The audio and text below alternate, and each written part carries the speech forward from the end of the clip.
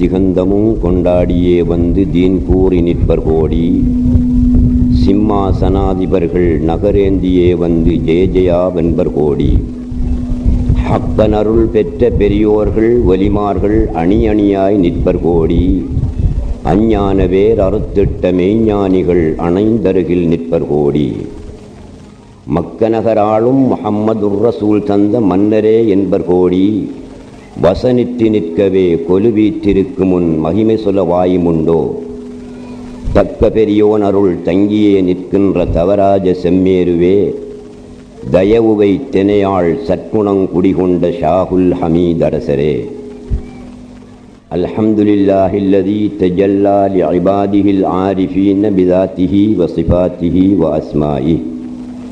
والصلاة والسلام على سيدنا محمد الموسوم بجميع سماته وعلى آله وأصحابه وأزواجه وأهل بيته.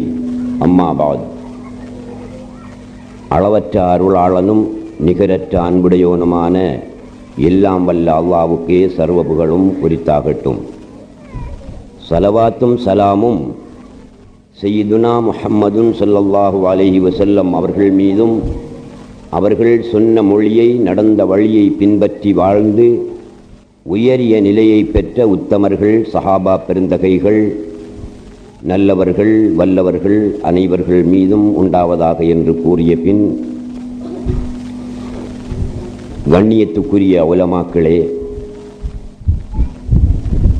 இந்த மஜ்லிஸில் வீற்றிருக்கின்ற அன்புக்குரிய சகோதரர்களே, வெளியே நின்று இங்கு கூறப்படுகின்ற கருத்துக்களை கேட்டுக்கொண்டிருக்கின்ற சகோதரிகளே, சகோதரர்களே, அல்லாஹ்வின் நல்லடியார்களே, ஞானவழி தோழர்களே, நேற்றிரவு உங்கள் மத்தியில் சூரத்து யூனுஸ் அத்தியாயத்தில் அல்லாஹ் சுப்ஹானஹு வ தஆலா வலிமார்களை பற்றி சொல்லிய சில விஷயங்களை எடுத்து கூறினேன். அலா இன்ன அவுலியா அல்லாஹி லா ஹவுஃபுன் அலைஹிம் வலா ஹும் யஹ்ஸனூன் அல்லதீன ஆமனூ வ கானூ யத்தகூன் லஹுமுல் புஷ்ரா ஃபில் ஹயாத்தித் துன்யா வ ஃபில் ஆখিরা லா தப்தீல லிகலிமாத்தில்லாஹ் ذلك هو الفوز العظيم. இத்திருவசனத்துக்கு நேற்று நான் விளக்கம் சொல்லும்போது முக்கியமான சில விஷயங்களை எடுத்து சொன்னேன். அதாவது அவுலியாக்களுக்கு பயமும் இல்லை, கவலையும் இல்லை என்று சொன்னேன். அதற்குரிய காரணத்தையும் சுருக்கமாக உங்கள் மத்தியிலே விளங்கப்படுத்தினேன். வலிமார்கள் என்பவர்கள் ஈமான் கொண்டவர்களாயும் தக்வா உடையவர்களாயும் இருப்பார்கள் என்றும் அதோடு தொடர்புடைய விவரத்தையும் சுருக்கமாக சொன்னேன். அதன் பிறகு அந்த வலிமார்களுக்கு அல்லாஹ் சுப்ஹானஹு வ தஆலா இவ்வுலகத்திலும் மறு உலகத்திலும் ஒரு பரிசு வழங்குகிறான். லஹுமுல் புஷ்ரா ஃபில் ஹயாத்தித் துன்யா வ ஃபில் ஆখিরা. இவ்வுலகத்திலும் மறு உலகத்திலும் அல்லாஹ் சுப்ஹானஹு வ தஆலா வலிமார்களுக்கு புஷ்ரா சுப செய்தி கொடுக்கின்றான், சுப செய்தி உண்டு என்று சொல்லுகிறான். அந்த சுப செய்தி என்னவென்று அல்லாஹ் சுப்ஹானஹு வ தஆலா குர்ஆனிலே குறிப்பிடவில்லை. சுப செய்தி என்று மட்டும்தான் சொல்லுகிறானே தவிர அது என்னவென்று அவன் சொல்லவில்லை.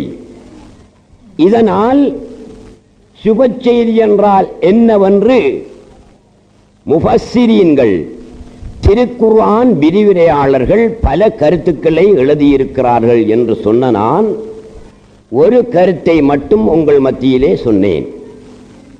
வலிமார்களுக்கு இவ்வுலகத்தில் அல்லாஹு தஆலா கொடுக்கின்ற சுப செய்தி அர்ருய சாதிகா, அர்ருய சாலிஹா, நல்ல கனவுகள், உண்மையான கனவுகள். இவைதான் இந்த உலகத்தில் அல்லாஹ் சுப்ஹானஹு வ தஆலா வலிமார்களுக்கு கொடுக்கின்ற சுப செய்தி, அவர்களுக்குள்ள சுப செய்தி என்று நான் விளக்கம் சொன்னேன்.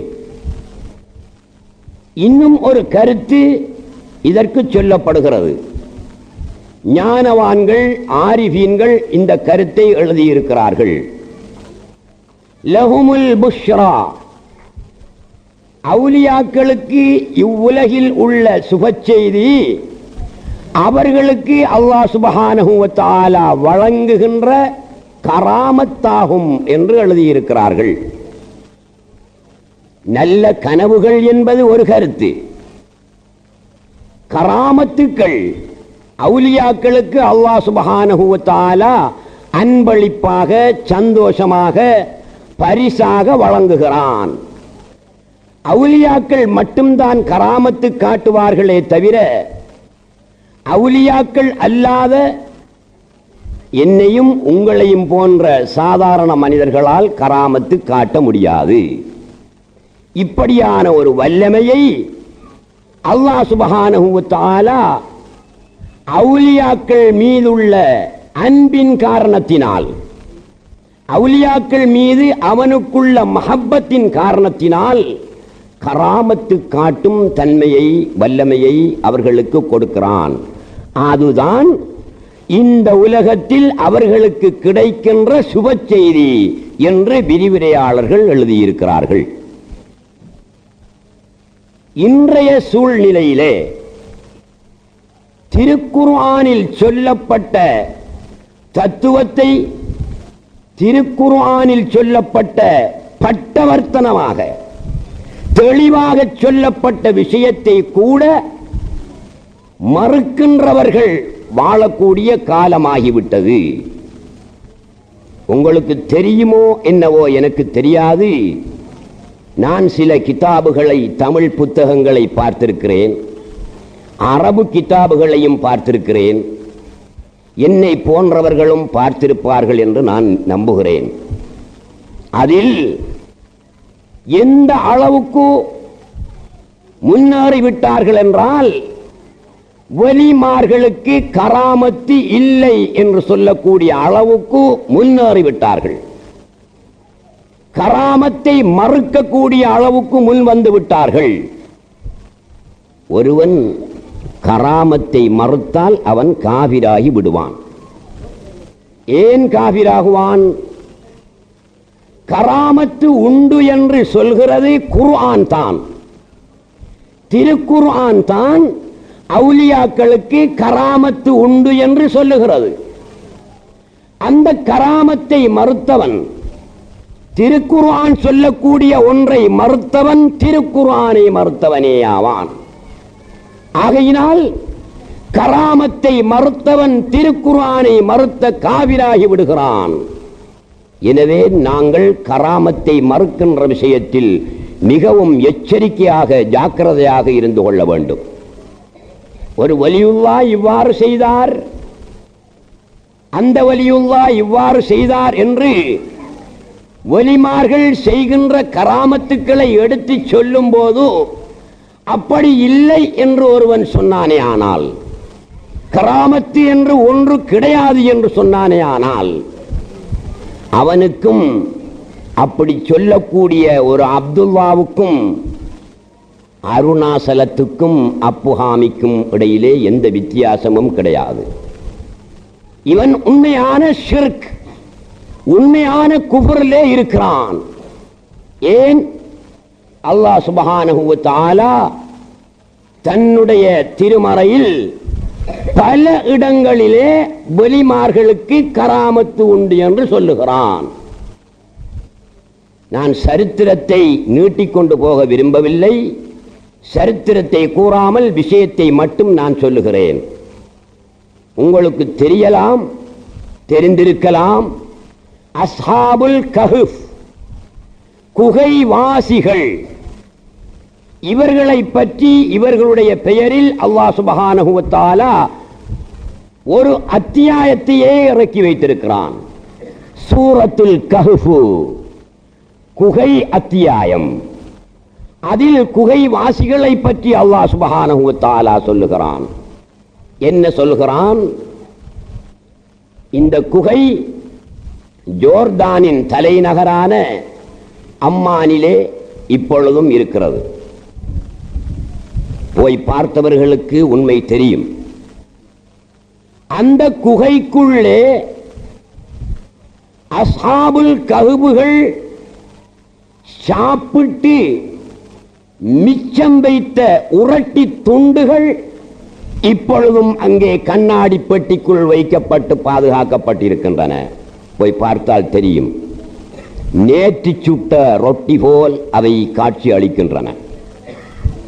அது மட்டுமல்ல, அவர்கள் பாவித்த தஸ்பீஹுகள், தஸ்பீஹு கோர்வைகள், அவர்கள் சமைத்து சாப்பிட்ட சட்டி பானைகள் இன்றும் அந்த குகைக்குள்ளே பாதுகாப்பாக வைக்கப்பட்டிருக்கின்றன. அந்த அஸ்ஹாபுல் கஹ்ஃபுகளை பற்றி அல்லாஹ் சுப்ஹானஹு வ தஆலா என்ன சொல்கிறான்? 309 வருடங்கள் ஒரே உறக்கத்திலே அவர்கள் இருந்தார்கள். 3 வருடம் அல்ல, 30 வருடம் அல்ல, 309 வருடங்கள் அந்த குகைக்குள்ளே அவர்கள் அனைவரும் உறங்கிக் கொண்டே இருந்தார்கள், விழிக்காமல் உறங்கிக் கொண்டிருந்தார்கள். فَلَبِثُوا فِي كَهْفِهِمْ 300 سِنِينَ وَازْدَادُوا 9.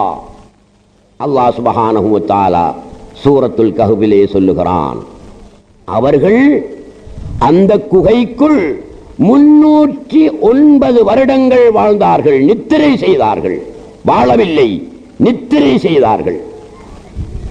309 வருடங்கள் நித்திரை செய்து விழித்த பிறகு அவர்களுடைய உடல் நிலையில் எந்த மாற்றமும் இருக்கவில்லை. ஒருவருக்கு கூட தலைவலி ஏற்படவில்லை, வயிற்று வலி ஏற்படவில்லை, எந்த நோயும் ஏற்படவில்லை. 309 வருடங்களும் உறங்கினார்கள் என்றால் அந்த வருடங்களில் அவர்கள் சாப்பிடவில்லை, ஒரு ரொட்டி துண்டை கூட சாப்பிடவில்லை, ஒரு கிளாஸ் தண்ணீர் கூட அவர்கள் குடிக்கவில்லை. 309 வருடங்களுக்கு பிறகு தூக்கத்திலிருந்து விழிக்கிறார்கள். அவர்களுடைய உடல் நிலை பூரண ஆரோக்கியத்தோடு இருக்கிறது. யாருக்காவது இருக்குமா? நீங்கள் சிந்தனை பண்ணி பாருங்கள். சுமார் 3 நாட்களே தொடர்ந்து விழிக்காமல் படுத்திருந்தால் அவர் சாப்பாடில்லை, அவருக்கு குடிப்பில்லை. 3 நாட்களுக்கு பிறகு இவர் விழிக்கின்ற நேரத்தில் இவருடைய உடல் நிலையில் நிறைய மாற்றங்கள் இருக்கும். வைத்தியர்களிடத்திலே கேட்டாலும் அவர்கள் அவ்வாறுதான் சொல்வார்கள். ஆனால் குர்ஆன் கூறக்கூடிய இந்த கராமத்தை பார்க்கும்போது வியக்கத்தக்க கராமத்தாக இருக்கிறது. 309 வருஷங்கள் தொடர்ந்து விழிக்காமல் உறங்கி இருந்தும் அவர்களுடைய உடல்நிலையில் எந்த விதமான மாற்றமும் இருக்கவில்லை, பூரண ஆரோக்கியத்தோடு அவர்கள் இருந்தார்கள் என்று அல்லாஹ் சுப்ஹானஹு வ தஆலா சூரத்துல் கஹ்ஃபிலே இவர்களை பற்றி சொல்லுகிறான். இவர்கள் அந்த குகைக்குள் இருந்தவர்கள் அனைவரும் அவுலியாக்கள், அல்லாஹ்வுடைய ஒலிமார்கள். அவர்கள் மூலம் வெளியான இந்த செயலை அவர்களுடைய கராமத்து என்று வர்ணிக்கப்படுகிறது. ஆகவே ஒலிமார்களுக்கு கராமத்து உண்டு என்ற செய்தி அந்த புத்தகத்திலே, இந்த புத்தகத்திலே, அந்த கிதாபிலே, இந்த கிதாபிலே எழுதப்பட்ட செய்தி அல்ல. அல்லாஹ் சுப்ஹானஹு வ தஆலா திருக்குர்ஆனில் சொன்ன செய்தி ஒலிமார்களுக்கு கராமத்து உண்டு என்பது. இதை மறுத்தவன் இந்த வசனங்களை மறுத்த காபிராகி விடுவான். அதே நேரத்தில் இன்னும் ஒரு இடத்திலே அல்லாஹ் சுப்ஹானஹு வ தஆலா ஒலிமார்களுக்குரிய கராமத்தை சொல்லுகிறான். அதுவும் இந்த குகைவாசிகள் அனைவரும் ஆண்கள், அவர்களில் பெண்கள் யாரும் இருக்கவில்லை. ஒலிமார்கள் ஆண்களிலும் இருப்பார்கள், பெண்களிலும் இருப்பார்கள். குகையிலே இருந்த அனைவரும் ஆண்கள், ஒலிமார்கள்.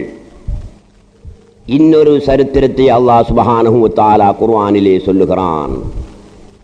சய்யிதத்துனா மரியம் அலைஹா ஸலாத்து வஸ்ஸலாம் அவர்கள் பள்ளி வாயலிலே கல்வத்து இருந்தார்கள். கல்வத்து இருப்பதென்றால் உங்களுக்கு தெரியும் என்று நான் நினைக்கிறேன். ஞானிகள், சூபிகள், ஞானவான்கள் கல்வத்து, ஜல்வத்து என்று 2 விஷயங்களை பிரித்து சொல்லுகிறார்கள். கல்வத்து என்று சொன்னால் மனிதர்கள் மத்தியிலே வாழாமல் ஒரு பக்கமாக ஒதுங்கி வாழ்வது. காட்டிலோ அல்லது வீட்டிலோ ஒரு பக்கமாக ஒதுங்கி வாழ்வதை ஹல்வத்து இருத்தல் என்று சொல்லப்படும். ஞான வழியில் செல்லக்கூடியவர்கள் ஹல்வத்து இருக்கிறார்கள். இதற்கு ஆதாரமாக, ஹல்வத்து இருப்பதற்கு ஆதாரமாக நபியுல்லாஹி ஸல்லல்லாஹு அலைஹி வஸல்லம் அவர்கள் ஹிரா குகையிலே சில நாட்கள் தங்கியிருந்தார்களே, தனிமையாக அல்லாஹ்வுடைய சிந்தனையிலே, அல்லாஹ்வுடைய தியானத்திலே இருந்தார்களே, அது ஹல்வத் என்று சொல்லப்படுகிறது. நபியுல்லாஹி ஸல்லல்லாஹு அலைஹி வஸல்லம் அவர்களும் ஹல்வத் இருந்திருக்கிறார்கள். ஏன்? மக்களுடன் சேர்ந்து இருக்கின்ற நேரத்தில் பல பிரச்சனைகள் உருவாகும், பல விஷயங்களை கவனிக்க வேண்டி ஏற்படும். அல்லாஹ்வுடைய தியானத்தில் இருப்பதற்கு அது தடையாகிவிடும். அதற்காக மக்களுடைய சஞ்சாரமற்ற, மனிதர்களின் நடமாட்டமற்ற தனிப்பட்ட இடங்களிலே போய் இருப்பதை ஹல்வத் என்று சொல்லப்படும். ஹல்வத்திலே இருக்கின்றவர்கள் தியானத்திலே இருப்பவர்கள் தானே. அவர்கள் எப்படி தியானம் செய்வார்கள்? ஒரு ஷேகிடத்திலே பையத்து எடுத்தவர்களுக்கு தெரியும், அல்லது பையத்து எடுக்காவிட்டாலும் ஞான நூல்களை ஆராய்ந்தவர்களுக்கு தெரியும். முராக்கபா என்று ஞானிகளிடத்திலே, சூபிகளிடத்திலே, ஞான வழியிலே ஒரு விஷயம் உண்டு, முராக்கபா என்று. இன்னொன்று இருக்கிறது முஷாஹதா என்று. இது இரண்டையும் நாம் தெரிந்து கொள்ள வேண்டும். மரியம் அலைஹிஸ்ஸலாத்து வஸ்ஸலாம் அவர்கள் பள்ளி வாயிலுக்குள் சென்று ஒரு மூலையிலே ஹல்வத்து இருந்தார்கள், முராக்கபா இருந்தார்கள், முஷாஹதா இருந்தார்கள். முராக்கபா என்பதற்கு ஞானிகள் ஒரு உதாரணம் காட்டுகிறார்கள். அது எப்படி? ஒரு பூனையும் எலியும். ஒரு எலி எங்கோ இருந்து ஓடி வந்ததை பூனை கண்டுகொண்டது. பூனைக்கு எலியை பிடித்து சாப்பிட வேண்டும் என்ற நோக்கம் இல்லை. எலி பிடிக்கிற பூனை எல்லாத்தையும் பார்த்தீங்களா? எல்லா பூனையும் பிடிச்ச எலியை சாப்பிடுதா? சாப்பிடாது. சில பூனை சாப்பிடும், அநேகமான பூனைகள் சாப்பிட மாட்டா. அந்த எலியை கொன்று விட்டு அது போய்விடும். அதனுடைய லட்சியம் எலியை பிடித்து கொல்ல வேண்டும் என்பதை தவிர அதை சாப்பிட வேண்டும் என்பது அல்ல பூனுடைய லட்சியம். எலி ஓடி வந்தது, பூனை கண்டது. அந்த எலி ஒரு பொந்துக்குள் போனது, ஒரு ஓட்டைக்குள் போனது. ஓட்டைக்குள் போனால் ஓட்டை சிறிது, எலிதான் போகலாமே தவிர அதற்குள் பூனை போக முடியாது. பூனையுடைய லட்சியம் என்ன? எப்படியாவது எலியை பிடித்து அதை கொன்றுவிட வேண்டும் என்பது. உடனே அந்த பூனை ஓடி வந்து எலி எந்த துவாரத்துள் நுழைந்ததோ அந்த துவாரத்தின் வாயலிலே உட்கார்ந்து கொள்ளும் பூனை. அது எப்படி உட்கார்ந்து கொள்ளும் தெரியுமா? பூனைக்கு மிக விருப்பமான சாப்பாடு எது? சொல்லுங்களேன், எதென்றான ஒரு சாப்பாட்டை? பூனைக்கு மிக விருப்பமான ஒரு சாப்பாடு எதுவாக இருக்கலாம்?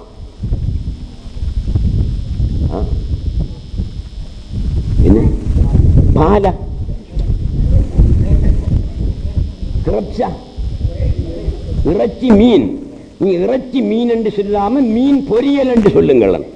அப்ப ரொம்ப பொருத்தமாக இருக்கும் என்று நான் நினைக்கிறேன். பூனைக்கு மிக விருப்பமான உணவு மீன் பொரியல். அந்த மீன் பொரியலை கொண்டு போய் பக்கத்தில் வைத்தால் கூட அந்த கட்டத்திலே பூனை திரும்பி பார்க்காது. காரணம், மீன் பொரியலை விட வேட்டை பெரிது. எலியை பிடித்து கொள்வது அந்த பூனைக்கு பெரிய விஷயம். ஆகையினால் அந்த பூனை தன்னுடைய முழு புலன்களையும் அந்த ஓட்டையிலே செலுத்தியதாகவே இருந்து கொண்டிருக்கும். மனிதனுக்கு எத்தனை புலன் இருக்கு?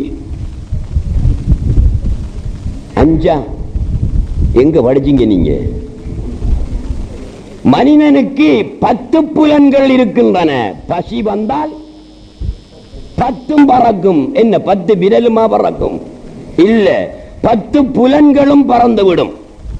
வெளிப்புலன் 5, உட்புலன் 5, ஆக 10 புலன்கள். இந்த 10 புலன்களும் பசி வந்தால் பறக்கும். அதே போல இந்த பூனை தன்னுடைய சகல புலன்களையும் அந்த ஓட்டையிலே, எலி போன துவாரத்திலே செலுத்தி, எப்போது எலியர் வருகிறாரோ அப்போது பாய்ந்து பிடித்துக் கொள்வோம் என்று காத்துக் கொண்டிருக்கும். 1000 பேர் பூஸ் பூஸ் என்றாலும் அது திரும்பி பார்க்காது. கம்பை எடுத்து கொண்டு போனாலும் அது ஓடாது. ஏன்? வேட்டை பெரிதென்று அது இருக்கிறது. எதற்கும் அசையாது. அவருடைய இலட்சியம் என்ன? எலியை பிடித்துக் கொள்ள வேணும், அவ்வளவுதான். இதே போல நமது கல்வி இருக்கிறதே, எங்களுடைய உள்ளம். இந்த உள்ளம் சாதாரணமானது அல்ல. இதுக்குள் உலகமே அடங்கி கிடக்கிறது. அரிசி, குருசி, லௌஹு, கலம், சுவர்க்கம், நரகம் அனைத்துமே இந்த கல்புக்குள் அடங்கி கிடக்கின்றன. அத்தஸ்அமு அன்னக ஜிர்முன் ஸகீர் வஃபீக அன்தவல் ஆலமுல் அக்பரு. முஹித்தீன் இப்னு அரபி ரலியல்லாஹு தஆலா அன்ஹு அவர்கள் சொல்லுகிறார்கள், அத்தஸ்அமு அன்னக ஜிர்முன் ஸகீர், நீ மனிதா, நீ 4 முழத்தான் என்று நினைக்கின்றாயா? சிறிய ஆள் என்று கருதுகிறாயா? அது உன்னுடைய மடமை. அப்படி நீ கருதிவிடாதே. நீ மிச்சம் பெரிய ஆளு. வஃபீக, மனிதா, உன்னிலே இன்தவல் ஆலமுல் அக்பரு, அகில உலகமே சுருண்டு கிடக்கிறது. ஒரு பெரிய பாம்பானது ஒரு சிறிய பெட்டிக்குள் எப்படி சுருண்டு கிடக்குமோ அதுபோல அவாலிம், ஆலங்கள் அனைத்தும். எத்தனை ஆலங்கள்? 18,000 ஆலம். 18,000 என்றா 18,000 ஆலம். நாங்க எத்தனை ஆலத்தை பார்த்திருக்கிறோம்? இந்த துன்யா என்கிற ஆலத்தை மாத்திரம்தான் நாங்கள் பார்த்திருக்கிறோம். ஒலிமார்கள் 18,000 ஆலங்களுக்கும் பிரவேசிக்க கூடியவர்கள். ஆன்மீகத்தை பெற்று, ஆன்மீக வலுவை பெற்று 18,000 ஆலங்களுக்கும் பிரவேசிக்க கூடியவர்கள் அவுலியாக்கள், ஞானிகள். இந்த மனிதனுடைய உள்ளத்தில், அவனுடைய கல்பில் 18,000 ஆலங்களும் இருக்கிறது. அவுலியாக்களுடைய கல்பில் மாத்திரம் என்று நினைக்காதீர்கள். மனிதர்கள் அனைவரினது கல்விலும் 18,000 ஆலமும் அடங்கி கிடக்கிறது. அவற்றை தோண்டி பார்க்கக்கூடிய வல்லமை பெற்றவர்கள் தோண்டி தோண்டி பார்த்து கொண்டு போக வேண்டியதுதான். இதற்காக முராக்கபா என்று சொல்லக்கூடிய பூனை எலியை பிடிப்பதற்காக தன்னுடைய முழு புலன்களையும் எலி போன ஓட்டையிலே செலுத்தி, முழு கவனத்தையும் செலுத்தி எலியை எதிர்பார்த்திருப்பது போல ஞானிகள் சொல்கிறார்கள், நீ அந்த பூனையை போல் இருந்து கொள்.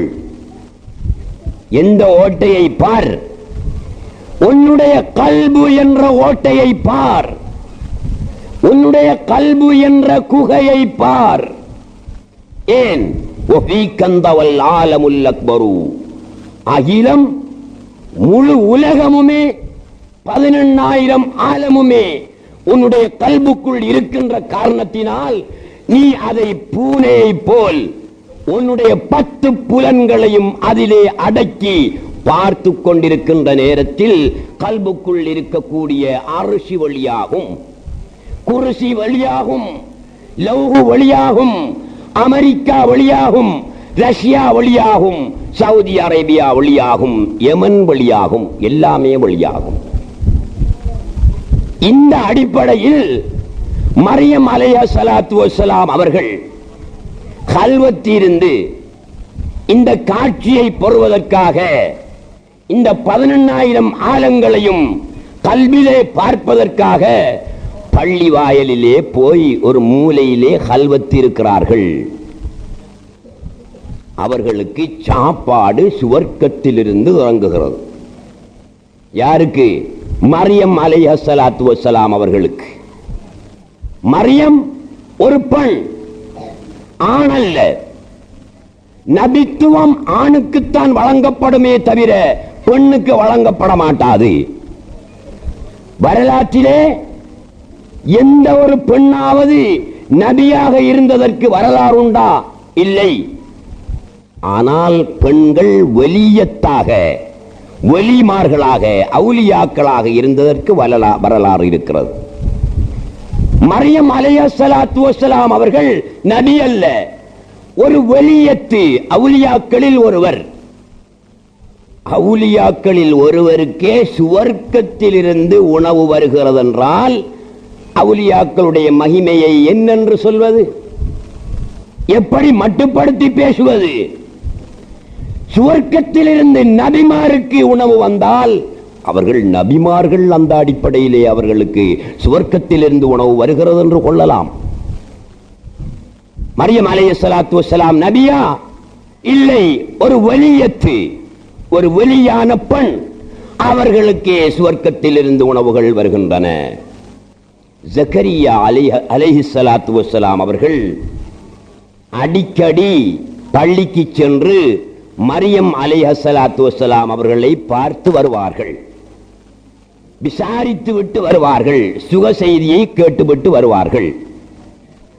ஒரு நாள் ஜக்கரியா அலைஹிஸ்ஸலாத்து வஸ்ஸலாம் அவர்கள் மரியம் அலைஹிஸ்ஸலாத்து வஸ்ஸலாம் அவர்களை பார்க்க சென்ற போது நிறைய பழ வகைகள் ஒரு மரவையிலே, ஒரு ட்ரேயிலே வைக்கப்பட்டிருந்தன. எப்படியான பழ வகைகள்? அந்த காலத்திலே, அந்த நாட்டிலே, அந்த நேரத்தில் இல்லாத பழ வகைகள் அங்கே வைக்கப்பட்டிருக்கின்றன. சில நாட்டுகளை பொறுத்தவரையில் மாரி காலத்தில் இல்லாத பழ வகைகள், கோடை காலத்தில் இல்லாத பழ வகைகள் என்று இருக்கின்றன. அங்கே மரியம் அலைஹிஸ்ஸலாத்து வஸ்ஸலாம் அவர்களிடத்திலே இருந்த பழ வகைகள், கோடை காலத்தில் இல்லாத பழ வகைகள்,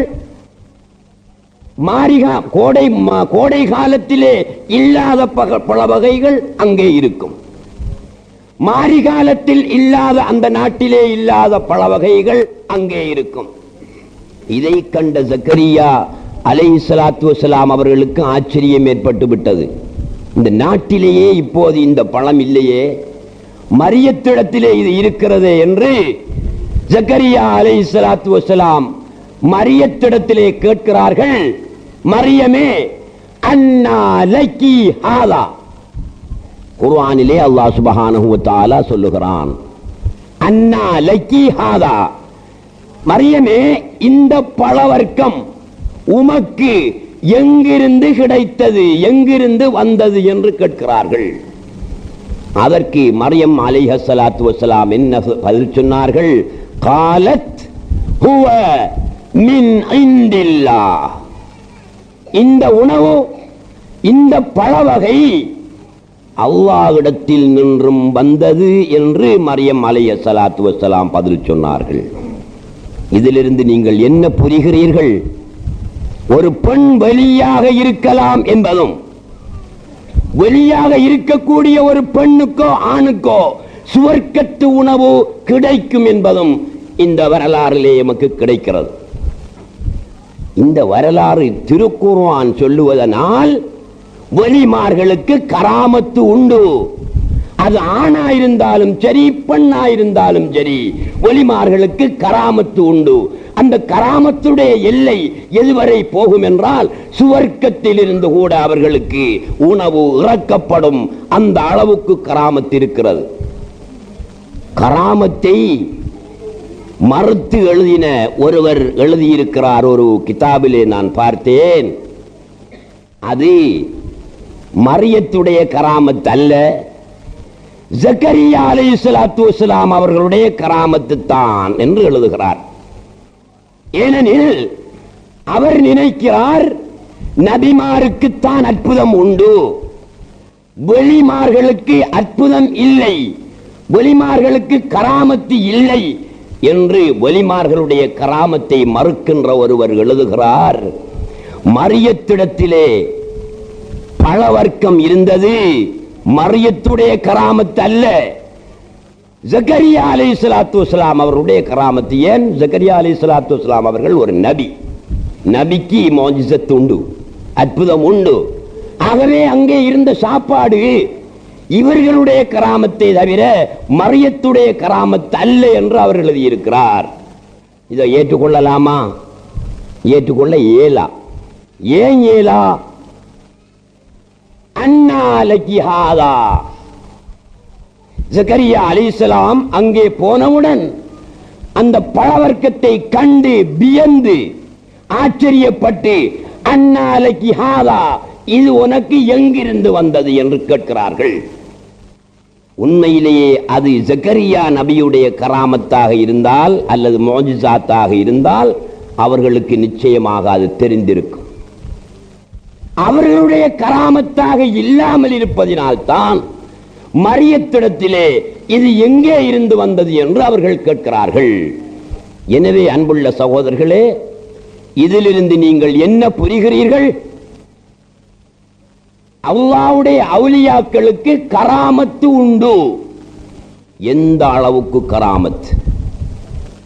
அல்லாஹ்வுடைய வலிமார்கள் எதை செய்வார்கள், எதை செய்ய மாட்டார்கள், எந்த கராமத்தை காட்டுவார்கள், எந்த கராமத்தை காட்ட மாட்டார்கள், எந்த கராமத்தை காட்டுவதற்கு அவர்களுக்கு வல்லமை உண்டு, எதை காட்டுவதற்கு அவர்களுக்கு வல்லமை இல்லை என்ற ஒரு கேள்வி உங்களுக்கு வரலாம் என்று நான் நினைக்கிறேன்.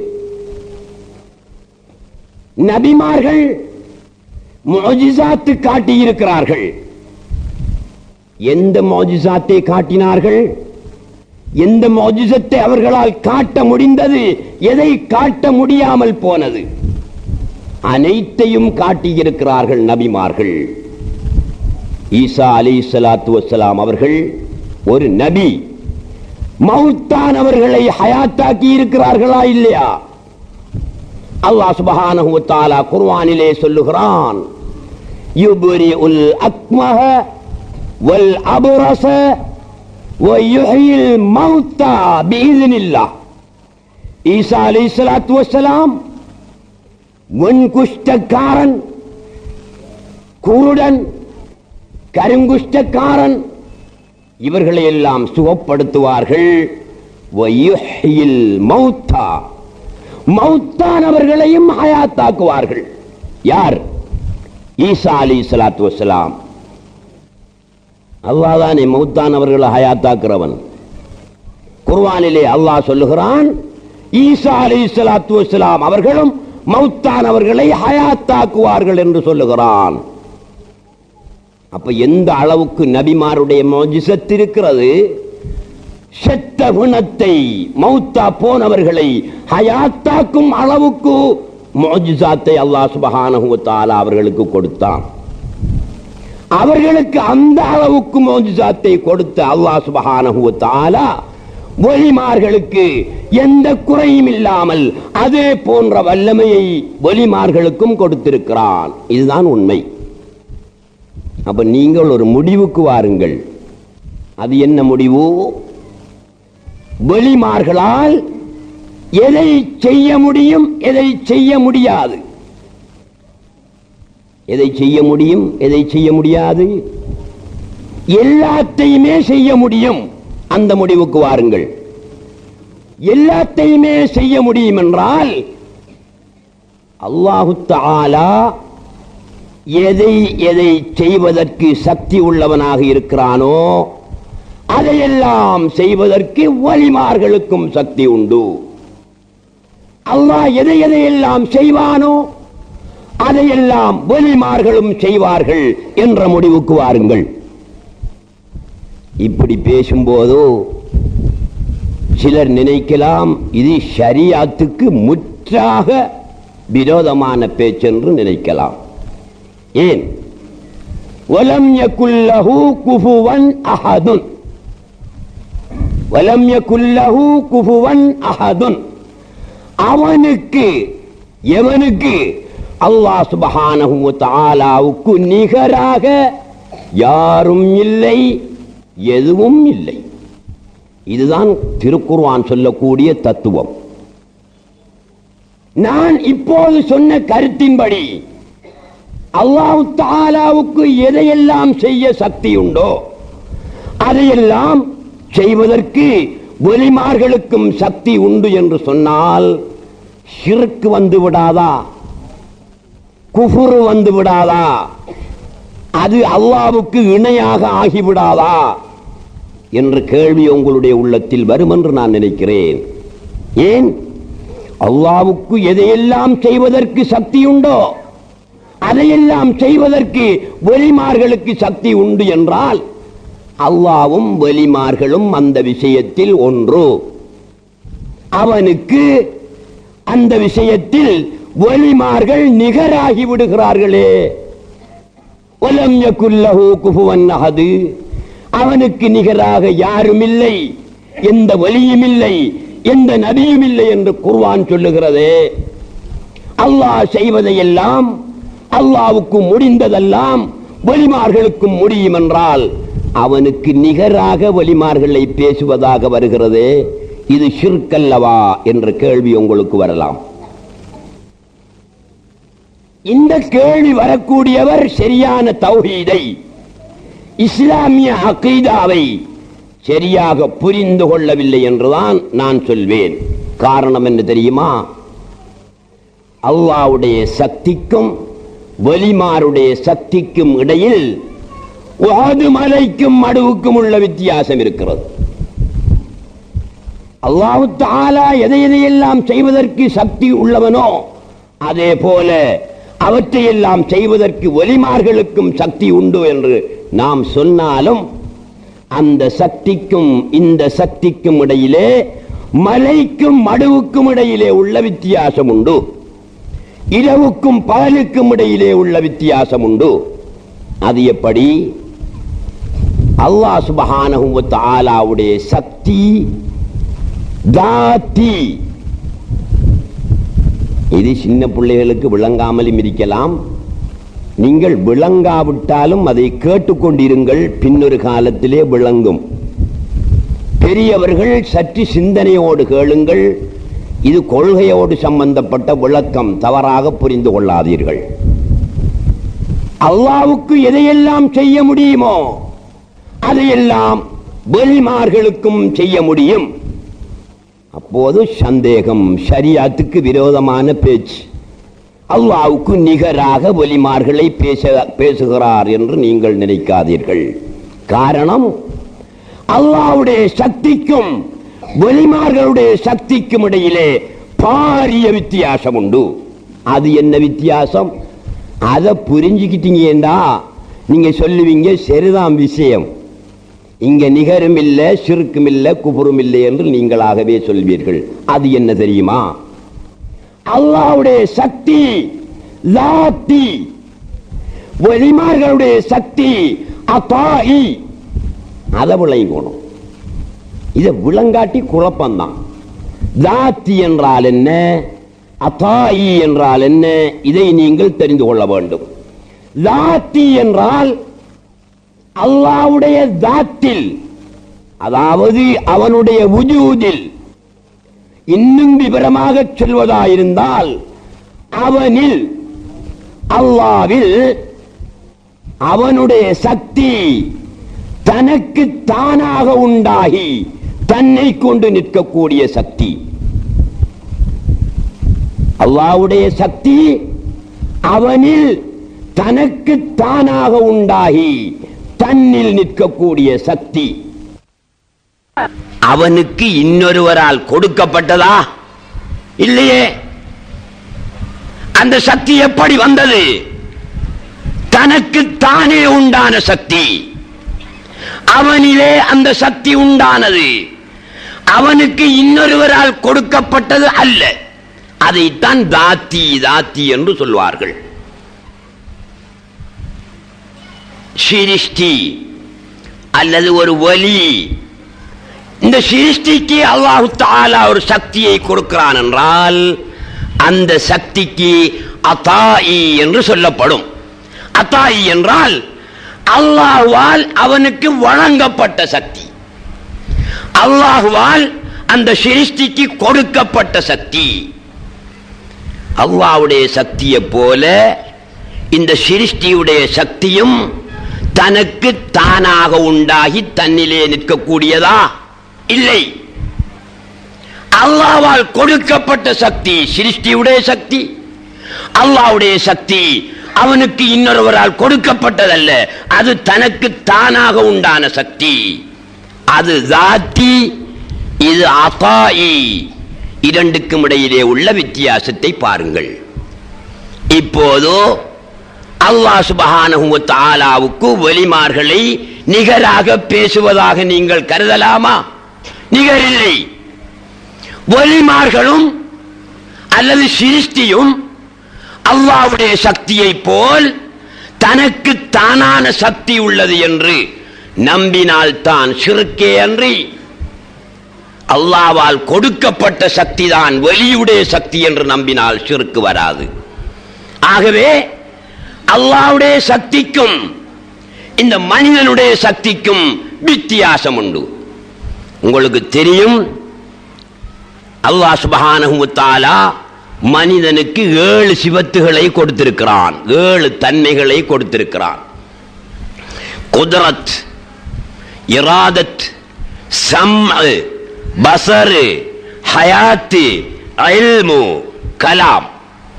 7 சிவத்துகளை அல்லாஹ் சுப்ஹானஹு வ தஆலா இந்த மனிதனுக்கு கொடுத்திருக்கிறான். என்ன? குத்ரத்துன், சக்தியை கொடுத்திருக்கிறான். இராதத்துன், நாட்டத்தை கொடுத்திருக்கிறான். சம்உன், கேள்வியை கொடுத்திருக்கிறான். பஸருன், பார்வையை கொடுத்திருக்கிறான். ஹயாத்துன், உயிரை கொடுத்திருக்கிறான். இல்முன், அறிவை கொடுத்திருக்கிறான். எத்தனை சக்தி, எத்தனை கொடுத்திருக்கிறான்? 7 சாமான்களை அல்லாஹ் சுப்ஹானஹு வ தஆலா இந்த இன்சானுக்கு கொடுத்திருக்கிறான். குத்ரத், இராதத், சம்அ, பஸர், ஹயாத், இல்மு, கலாம், பேச்சு. இந்த 7ஐயும் அல்லாஹ் சுப்ஹானஹு வ தஆலா இந்த மனுஷனுக்கு கொடுத்திருக்கிறான்.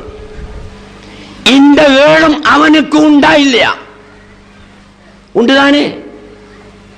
குத்ரத் சக்தி அல்லாஹ்வுக்கு உண்டு, இராதத் நாட்டம் அல்லாஹ்வுக்கு உண்டு, சம்அ கேள்வி உண்டு, பஸர் பார்வை உண்டு, ஹயாத் ஜீவன் உண்டு, இல்மு அறிவுண்டு, கலாம் பேச்சு உண்டு.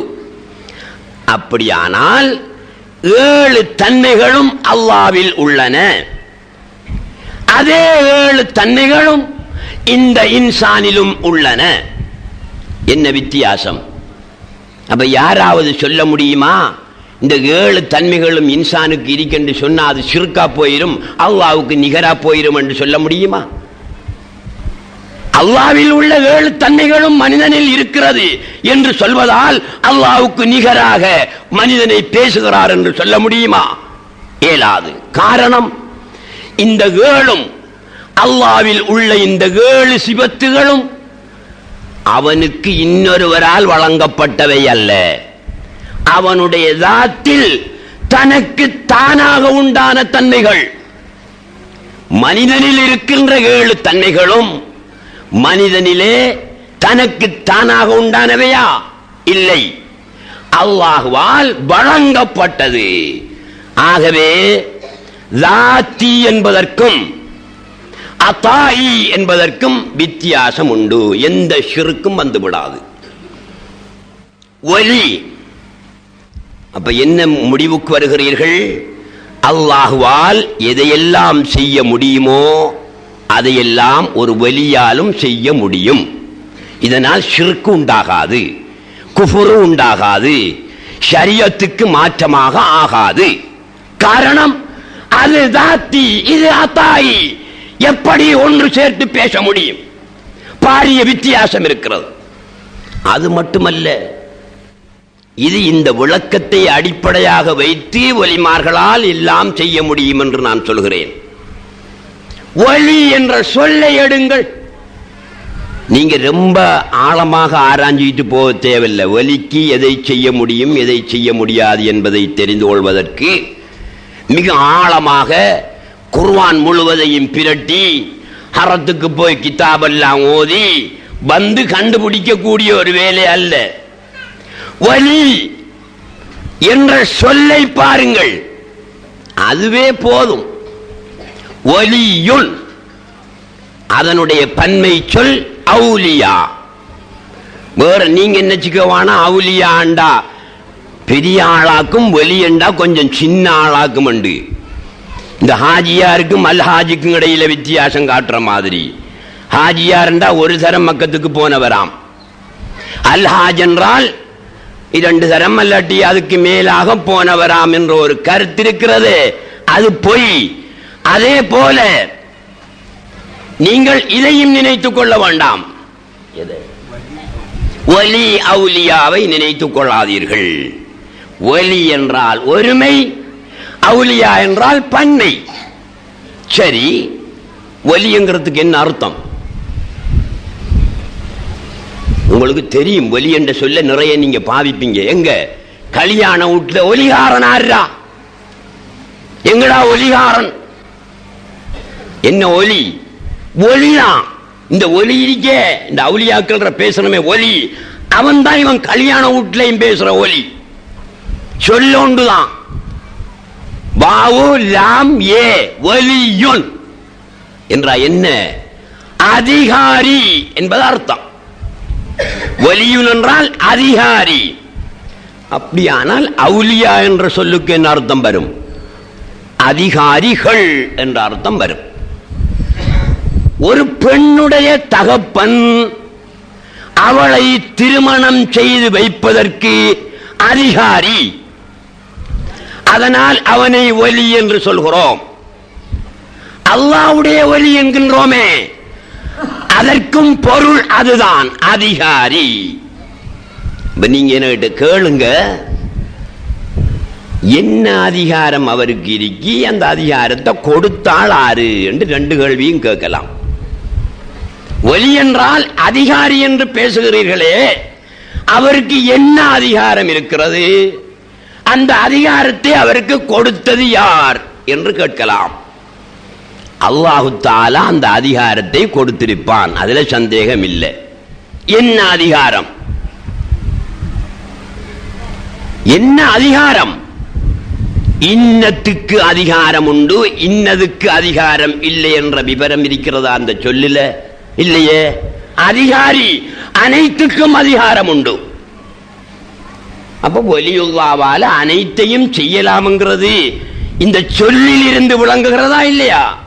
இந்த சொல்லே போதும், குர்ஆனை புரட்ட தேவையில்லை. இந்த சொல் ஒன்று மட்டும் வலிமார்களால் அனைத்தையும் செய்ய முடியும் என்பதற்கு ஆதாரம். ஏன்? அதிகாரி. ஆறு அதிகாரம் கொடுத்தவன்? அல்லாஹ். எதற்கு அதிகாரம் கொடுத்தான்? எல்லாத்துக்குமே அதிகாரம் கொடுத்தான். யாராவது ஒருவர் சொல்லலாமா இன்னதுக்குத்தான் அதிகாரம் கொடுத்தான், இன்னதற்கு அதிகாரம் கொடுக்கவில்லை என்று சொல்ல முடியுமா? இயலாது. மொத்தமாக கொடுத்துட்டான். எப்படி? ஒரு கடைக்கார முதலாளி தன்னுடைய கடையை நடத்துவதற்கு தனக்கு இயலா, பணம் இருக்கு, செல்வம் இருக்கு, ஆனால் கடையிலிருந்து கடையை நடத்துவதற்கு அவனுக்கு முடியாது. அதனால தன்னுடைய கடையை நடத்துவதற்கு ஒரு ஆளை கூப்பிடுறான், நம்பிக்கையான ஆளை அழைத்து, தம்பி இந்த கடையை நீ நடத்து, உன்னை என்னுடைய அதிகாரியாக நான் நியமிக்கின்றேன், உனக்கு முழு அதிகாரத்தையும் மொத்தமாக தருகிறேன், நீ எப்படி கொள்முதல் பண்ணணுமோ அப்படி கொள்முதல் பண்ணிக்க, எப்படி விற்பனை செய்ய வேண்டுமோ அப்படி விற்பனை செய்து கொள், வேலையாட்கள் எவரை சேர்க்க விரும்புகிறாயோ அவரை சேர்த்துக்கொள், எவரை விலக்க விரும்புகிறாயோ அவரை விலக்கிக்கொள், கடையில் எப்படி சாப்பாடு கொடுக்க விரும்புகிறாயோ அப்படி கொடுத்துக்கள், மொத்தமான அதிகாரத்தை நான் உனக்கு தருகிறேன், நீ கடையை நடத்து என்று கொழும்பிலே கடையை துறந்து அவர் அதிகாரியையும் அங்கே நியமித்து விட்டு முதலாளி காத்தாங்குடிக்கு வந்துட்டார். இப்போ கொழும்பில் இருக்கின்றவன் முழுமையான அதிகாரத்தை பெற்றவனாக இருக்கிறான். கொள்முதல் பண்ணணும். முதல் காத்தாங்குடிக்கு டெலிபோன் பண்ணி இப்படி நான் கொள்முதல் பண்ண போறேன், பண்ணையா பண்ணவானாதான்னு கேட்பானா? கேட்க மாட்டானா? கேட்க மாட்டான். ஏன்? மொத்தமான அதிகாரத்தை இவன் கொடுத்து விட்டானே, ஏன் கேட்பான்? கேட்க மாட்டான், கொள்முதல் பண்ணுவான். சரி, அவன் அப்படி கேட்டாலும் கூட இவன் என்ன சொல்லுவான்? உனக்குத்தான் சொன்னப்பா, நீ விரும்பின மாதிரி கொள்முதல் பண்ணு, எனக்கிட்ட ஏனப்பா கேட்கிறாய் என்று இவன் திருப்பி சொல்லுவான். ஒருவரை கடையில் சேர்க்க வேண்டும் என்றால் முதலாளியிடத்திலே கேட்க தேவையில்லை, அந்த அதிகாரி சேர்த்துக் கொள்ளலாம். ஒருவரை விலக்குவதாயிருந்தாலும் விலக்கலாம், முதலாளியிடத்திலே கேட்க தேவையில்லை. இதே போல அல்லாஹ் சுப்ஹானஹு வ தஆலா ஒருவனை விரும்பி, இவன் உண்மையாளன், நம்பிக்கைக்குரியவன், நல்லவன் என்று அவன் அறிந்தால் அவனுக்கு அல்லாஹ் சுப்ஹானஹு வ தஆலா மொத்தமான அதிகாரத்தை கொடுப்பான். அவர் டைமுக்கு டைம் தேவையில்லை. ஒரு ஒலி உருவாக்கிறாரு, அவரிடத்துல வந்து மக்கள் ஊரில் மழை இல்லை, ஆடு மாடுகள் எல்லாம் செத்து போய் வறட்சி ஏற்பட்டு விட்டது, நீங்கள் மழை பெய்ய வையுங்கள் என்று ஒரு ஒலியுல்லா இடத்திலே சொன்னால், கொஞ்சம் பொறுங்க, அல்லாஹ்கிட்ட கேட்டு பார்த்துட்டு நான் செய்கிறேன்டா சொல்லுவார் ஒலியுல்லா? சொல்ல மாட்டாரு, சொல்ல தேவையில்லை. ஏன்? அவர்தான் மொத்தமான அதிகாரத்தை பெற்றார். எப்போது வெளியாக்கப்பட்டாரோ அப்போது மொத்தமான அதிகாரம் கொடுக்கப்படுகிறார். மழை பெய்ய வைக்கணும்டா அவர் பெய்ய வைப்பார். அவன் கொள்முதல் பண்ண நினைச்சா கொள்முதல் பண்ண வேண்டியதான், கொழும்புல முதலாளிகிட்ட கேட்க தேவையில்லை. ஆகவே நீங்கள் என்ன புரிகிறீர்கள்?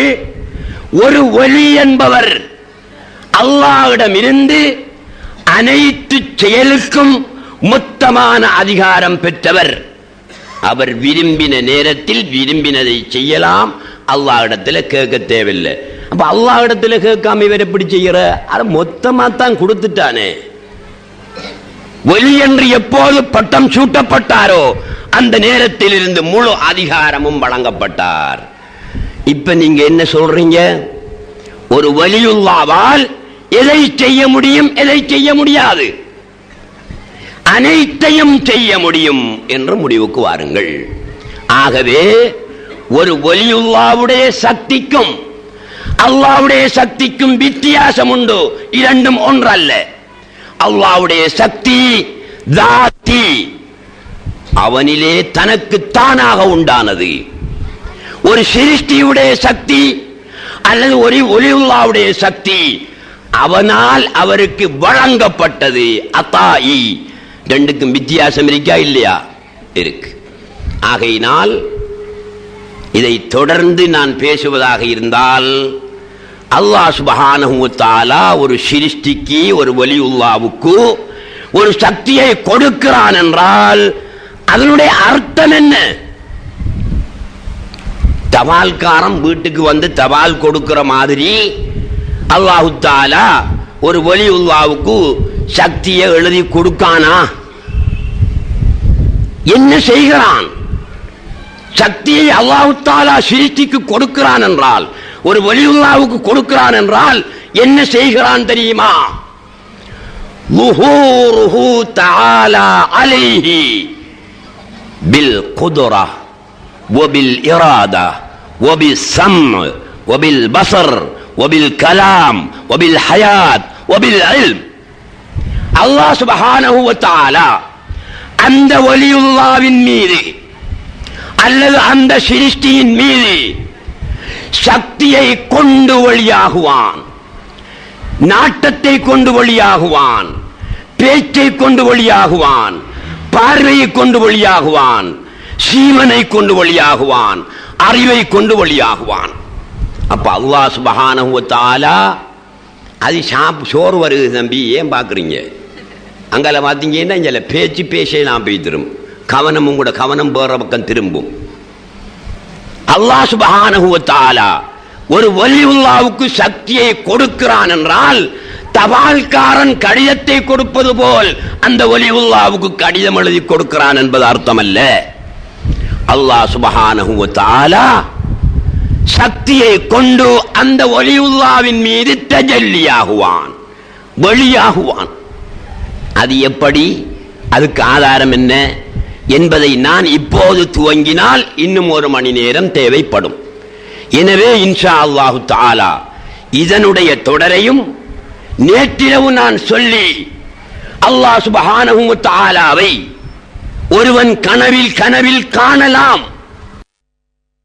தொடர்ந்து வரக்கூடிய நாட்களில் சந்தர்ப்பம் கிடைத்தால் சொல்வேன் என கூறி, இன்று சங்கைக்குரிய வலியுல்லா மௌலானா வாப்பா அப்துல் ரஷீத் கோயா தங்கள் அவர்களின் நினைவு 100வது நினைவு தினமாக இருப்பதினால் பரக்கத்துக்காக அவர்களுடைய அருளை பெற்றுக் கொள்வதற்காக ஒரு சில வார்த்தைகளை மட்டும் சொல்லி நான் முடித்துக் கொள்கிறேன். மௌலானா தங்கள் வாப்பா அவர்கள் இந்த காத்தாங்குடியிலே நீண்ட காலமாக அறிமுகமானவர்கள். அவர்களுடன் நெருங்கி பழகினவர்கள் பல்லாயிரம் பேர் இப்போதும் இருக்கிறார்கள். அவர்களிடத்திலே பைஅத்து பெற்றவர்களும் பல்லாயிரம் பேர் இந்த காத்தாங்குடியிலே இருக்கின்றார்கள். அவர்களுக்கெல்லாம் அவர்களை பற்றி அவர்களுடைய தன்மையை பற்றி தெரிந்திருக்கும் என்று நான் நினைக்கிறேன். இருந்தாலும் தெரியாதவர்களும் இருப்பார்களே, அதற்காக சில உண்மைகளை, உண்மையான சம்பவங்களை உங்கள் மத்தியிலே நான் சொல்கிறேன். இது மௌலானா வாப்பா அவர்களுடைய கராமத். அதில் ஒன்று, சாட்சியாக காத்தாங்குடியிலே 6ஆம் குறிச்சியிலே மீராபள்ளி வீதியிலே இருக்கின்ற அல்ஹாஜ் பி நூஹுலப்பை பீர் முகம்மது அவர்களை சாட்சியாக வைத்து நான் இந்த சம்பவத்தை சொல்லுகிறேன். மௌலானா வாப்பா அவர்கள் கண்ணனூரிலே இருந்த நேரத்தில் அவர்களை காத்தான்குடிக்கு, அதாவது இலங்கைக்கு அழைத்து வர வேண்டும் என்று பீர் முகம்மது அவர்கள், அல்ஹாஜ் பீர் முகம்மது அவர்கள் கண்ணனூருக்கு போனார்கள்.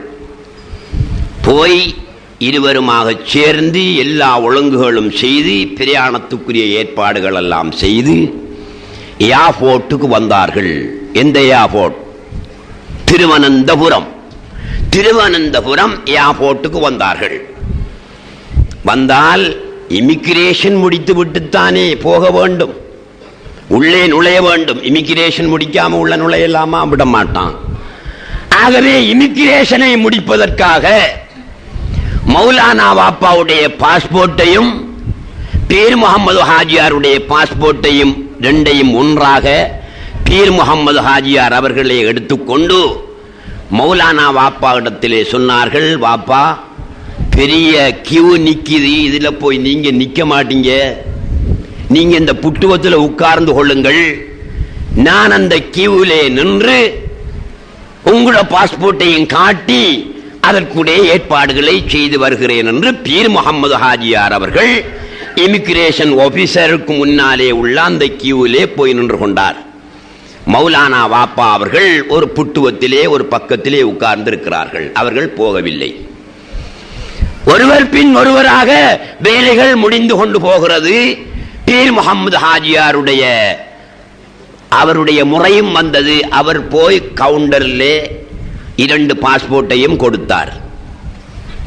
உடனே கவுண்டரில் இருந்த அந்த ஆபீசர், இது உன்னுடைய பாஸ்போர்ட் பீர் முகமது, அப்துல் ரஷீத் என்று இருக்கிறதே இது யார்?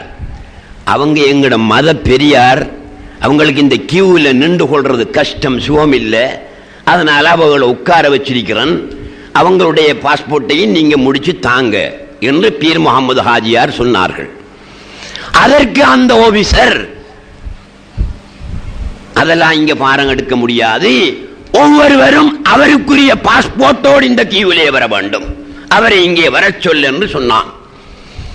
பீர் முகமது ஹாஜியார் தன்னுடைய வேலையை முடித்துக் கொண்டு மௌலானா வாப்பா இடத்திலே, வாப்பா உங்களை அவன் வர சொல்லுகிறான், நான் கொடுத்து சரி வராது, இதோ பாஸ்போர்ட்டை நீங்கள் எடுத்துக்கொண்டு கியூவிலே போங்கள் என்று சொன்னவுடன் மௌலானா வாப்பா அவர்கள் அந்த பாஸ்போர்ட்டை எடுத்துக்கொண்டு அந்த கியூவிலே போகிறார்கள்.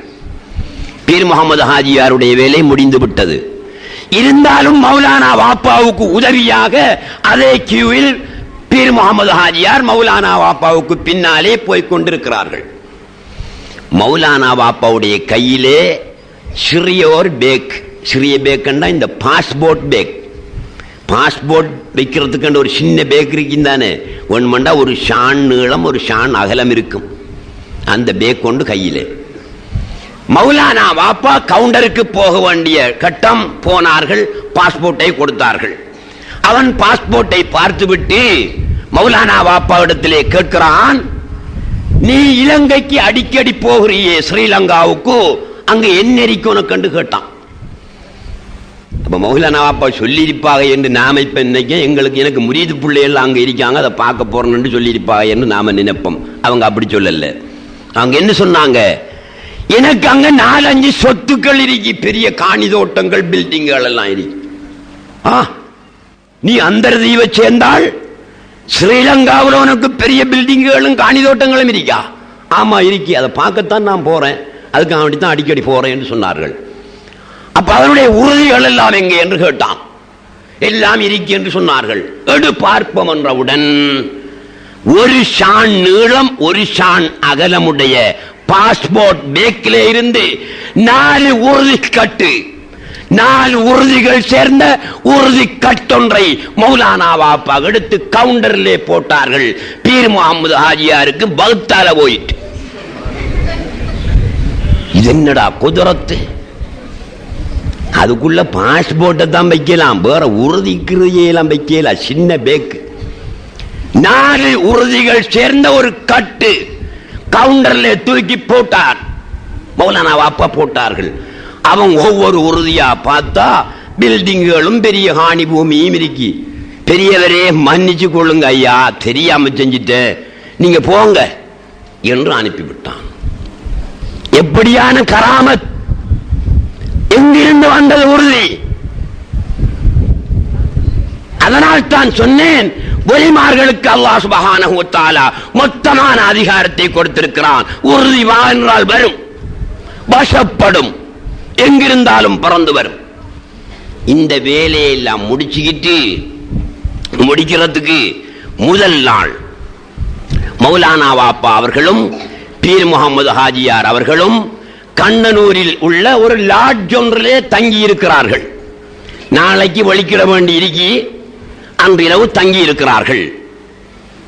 இரவோ 1 மணி, இருவரும் சாப்பிட்டு மௌலானா வாப்பா ஒரு கட்டிலில் பீர் முகமது ஹாஜியார் ஒரு கட்டிலில் உறங்குவதற்காக படுக்கும் போது மௌலானா வாப்பா திடீரென்று ஹாஜியார் என்றார்கள். பீர் முகமது ஹாஜியார் என்ன வாப்பா என்று கேட்டார்கள். காத்தாங்குடி ரவுஃப் மௌலவியுடைய விஷயத்தை முடிக்காமல் ஹாஜியார் போயிட்டார்களே என்றார்களாம். பீர் முகமது ஹாஜியாருக்கு விளங்கவில்லை. திருப்பியும் சொல்லுங்கள் வாப்பா என்று கேட்டார்கள். ரவுஃப் மௌலவியுடைய விஷயத்தை முடிக்காமல் ஹாஜியார் போய்விட்டார்களே என்றார்களாம்.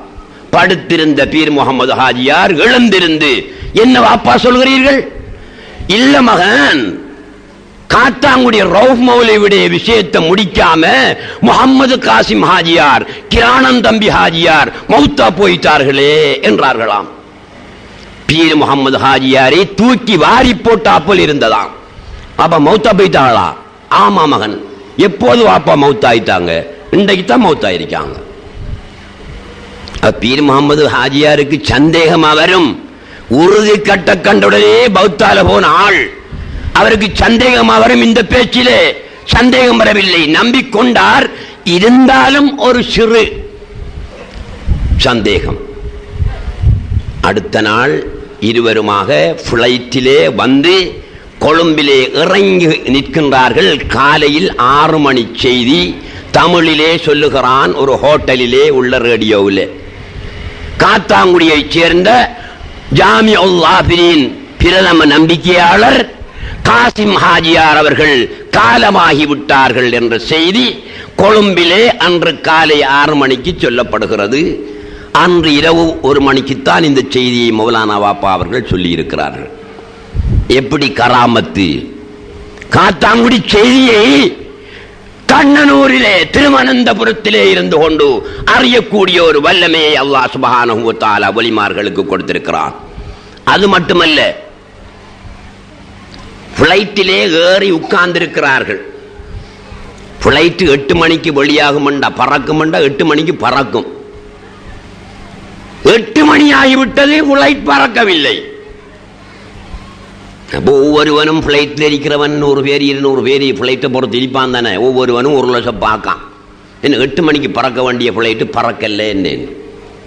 அப்படி இருக்கும்போது விமானி, விமானத்தை ஓட்டக்கூடியவன் இருக்கின்றானே விமானி, அவன் நெடுக நடந்து கடகடண்டு வந்திருக்கான். மௌலானா வாப்பாக்கு முன்னால வந்து ஒரு சலூட் ஒன்று அடிச்சிருக்கான். இப்படி சலூட் அடிச்சு சொல்லியிருக்கான், பெரியவரே பறக்கலாமா என்று கேட்டானாம். அவர்கள் சொன்னார்களாம், பறப்பதற்குத்தானே ஏறி இருக்கிறோம் என்றார்களாம். ரைட் என்று சலூட்டை விட்டுவிட்டு பறந்து வந்திருக்கிறான். இதை அந்த விமானத்தில் இருந்து நேரில் பார்த்தவர்கள் எல்லாம் எழுந்து வந்து மௌலானா வாப்பாவுடைய கையை பிடித்து, பெரியாரே நீங்கள் யார், உங்களை பற்றி தெரியாது என்று மரியாதை செய்திருக்கிறார்கள். இந்த 3 சம்பவங்களையும் இதோ ஹயாத்தோடு இருக்கக்கூடிய நேரில் இவற்றை கண்ணால் கண்ட பீர் முகமது ஹாஜியார் இடத்திலே நீங்கள் கேட்டு பார்க்கலாம். இன்னும் ஒன்றை சொல்கிறேன். ஒரு நாள் 5 நிமிடத்துள் முடித்துக் கொள்கிறேன். ஒரு நாள் இரவு 12 மணி அளவில் நான் ஒரு வேனிலே என்னுடைய நண்பர்களோடு மௌலானா வாப்பாவை பார்ப்பதற்காக கொழும்புக்கு சென்றேன். கொழும்புக்கு போய் சேரும்போது இரவு 12 மணி. மௌலானா வாப்பா உறங்கிவிட்டார்கள், அந்த வீட்டுக்காரர்களும் உறங்கிவிட்டார்கள். இருந்தாலும் எங்களுடைய வேன் அங்கே போய் நின்ற சப்தம் கேட்டதினால் வீட்டுக்காரன் எழுந்து வந்து பெல்கனியிலே நின்று கொண்டு, மாடியிலே நின்று கொண்டு யார் என்று கேட்டார். அவரே எனக்கு தெரியும், என்னை அவருக்கு தெரியும். நான் ரவுஃப் மௌலவி என்று சொன்னேன். பாருங்கள் என்று கதவை திறந்து போனவர்களை எல்லாம் உள்ளே எடுத்து, மௌலானா வாப்பா ஒரு அறையிலே படுத்திருக்கிறார்கள், மற்ற அறையிலே எங்களை உட்கார வைத்து தேநீர் தந்து, மௌலானா வாப்பா உறங்கிக் கொண்டிருக்கிறார்கள், இப்போது சந்திக்க முடியாது, இன்ஷா அல்லாஹ் காலையில் வாருங்கள் என்று வீட்டுக்காரர் சொன்னார். நாம் போவோம் என்று தயாராகும் போது படுத்திருந்த மௌலானா வாப்பா அவர்கள் வீட்டுக்காரனை கூப்பிட்டு, வந்திருக்கின்ற ரவுஃப் மௌலவியை உள்ளே வர சொல்லுங்கள் என்றார்கள். நானும் என்னுடன் வந்தவர்களுமாக மௌலானா வாப்பா படுத்திருந்த அறைக்குள் போய் உட்கார்ந்தோம். உட்கார்ந்ததுதான் தாமதம். எந்த பேச்சும் மௌலானா வாப்பா பேசவில்லை. உடனே எழும்பி என்னிடத்திலே வந்து, மகன் கொஞ்சம் பாருங்கள் என்றார்கள். நான் போனேன். அந்த வீட்டின் ஒரு புறத்திலே சிறிய ஓடை ஒன்று இருந்தது. அந்த ஓடைக்குள் என்னை கூட்டி சென்று அழைத்து சென்று, மகன் உங்களுக்கு காசு வேணுமான்னு கேட்டார்கள். உண்மையிலேயே அந்த நேரம் எனக்கு தேவை இருக்கலத்தான். அதனாலேயும் ஒரு பெரிய மனுஷனுக்கிட்ட நாம காசு வாங்கலாமா என்ற எண்ணத்தினாலும் தேவையில்லை வாப்பா என்கிட்ட காசு இருக்கேன்னு சொன்னேன். இல்ல மகன் காசு வேணுமெண்டா கேளுங்க தாரம் இல்ல பாப்பா என்கிட்ட காசு இருக்கண்டன். மகன் எத்தனை கோடி வேணும் என்றாலும் கேளுங்கள் தருவேன். என்ன ஒரு வகையான பேச்சாயிருக்கிறதே என்று நான் மனதிலே நினைத்துக் கொண்டு, இது ஒரு ஹால். அவுலியாக்களுக்கு ஆன்மீக வழியிலே செல்லக்கூடியவர்களுக்கு ஏற்படுகின்ற ஒரு ஹால். இந்த ஹாலில் கேட்டால் அத்தனை கோடியும் வந்துதான் ஆகும். நான் மடையனாகிவிட்டேன். பாப்பா ஒன்றுமே எனக்கு வானான்னு சொன்னேன், காசு இருக்கென்று சொன்னேன். அதோட மௌலானா பாப்பா வந்து கட்டிலே உட்கார்ந்து மற்றவருடன் பேசிக் கொண்டிருந்தார்கள். இது ஒரு சம்பவம். இது நடந்து ஒரு சில மாதங்களின் பின், ஒரு நாள் காலை சுபஹு தொழுகையின் பின் என்னுடன் இருவர் வந்தார்கள். ஹயாத்தோடு இருக்கிறார்கள். இந்த மஜ்லிஸிலும் ஒருவர் இருப்பது எனக்கு தெரிகிறது. அவர்களோடு நான் சென்று மௌலானா பாப்பாவை சுபஹு நேரம் பார்த்துவிட்டு வருவோம் என்று போனேன். மௌலானா பாப்பா உறங்கிக் கொண்டிருக்கிறார்கள். வீட்டுக்கார மௌசூப் மாஸ்டர் சொன்னார், மௌலானா பாப்பா உறங்குகிறார்கள், இப்போது விழித்து விடுவார்கள், நீங்கள் இருங்கள் என்றார்கள். நாங்கள் இருந்தோம். இருந்த 5 நிமிடத்திற்குள் மௌலானா பாப்பா விழித்து எழுந்து வந்தவர்கள் என்னை பார்த்து, உங்களுக்கு காசு கிடைக்கும் கவலைப்படவானான்னு சொன்னார்கள். நான் ஒன்றும் பேசல, சிரிச்சுக்கிட்டேன். போய் அவர்கள் ஒதுவெடுத்து கொண்டு வந்து சுபஹத் தொழுதுட்டு எங்களுடன் பேசிக்கொண்டிருந்தார்கள். வேறு விஷயம். ஒரு அரை மணி நேரம் பேசிக்கிட்டு இருந்துட்டு நான் வந்து விட்டேன். நான் கொழும்பிலே ஒரு வீட்டிலே தங்கி இருக்கிறேன் அன்று. அந்த வீட்டுக்கு ஒரு டெலிபோன் வருகிறது. வீட்டுக்காரர் தான் அதை எடுத்தார். யார்? கொழும்பில் உள்ள ஒரு இந்து, ஒரு காபிர் பேசுகிறார். உங்களோட வீட்டில் ரவுஃப் மௌலவி என்று ஒரு ஆள் தங்கி இருக்கிறாரா? ஆம் இருக்கிறார். அவருடன் கொஞ்சம் கதைக்க வேண்டும் என்று அவர் சொன்னார். நான் அவருடன் கதைத்தேன். அவர் சொன்னார், நீங்களா ரவுஃப் மௌலவி? ஆமா. உங்களை நான் சந்திக்க வேண்டும். நீங்கள் இருக்கும் இடத்துக்கு நான் வரவா அல்லது என்னுடைய வீட்டு முகவரியை சொல்லுகிறேன், இங்கு வருகிறீர்களா என்று கேட்டார். நான் தங்கியிருந்த வீட்டுக்காரர் என்று கேட்டேன், என்ன செய்வோம் இவர் இப்படி கேட்கிறாரே என்று. அவர் சொன்னார், நம்மகிட்ட வாகனம் இருக்குதானே, அந்த ரோட்டால போற வேலையும் இருக்கி, நாம வருவோம் என்று சொல்லுவோம், அந்த அவன் வீட்டையும் பார்த்துக்கலாம் எப்படியான ஆள் என்று சொன்னார். அதே மாதிரி நான் சொல்லி காலையில் 10 மணிக்கு அந்த இந்துவுடைய வீட்டுக்கு போனேன். அவன் உட்கார வச்சு வீட்டுக்குள்ள ரூமுக்குள்ள போயிருந்து ஒரு பார்சல், ஒரு சின்ன ஒரு குட்டி பார்சல் ஒன்று என் கையில கொண்டு வந்து தந்தான். எனக்கு உண்மையிலேயே அது இந்த டிக்கெட்டுகள் ரிசீட் புத்தகங்களை வச்சு கட்டினமாயிருத்தான் அந்த பார்வைக்கு தெரிஞ்சு. இது என்ன கேட்டேன், இது என்ன ஐயான்னு கேட்டேன், இது என்ன அண்ணையன்னு கேட்டேன். இது பணம், உங்களுக்காக உள்ள பணம், எடுத்து செல்லுங்கள். நான் வேறு ஒன்றும் கேட்கவில்லை.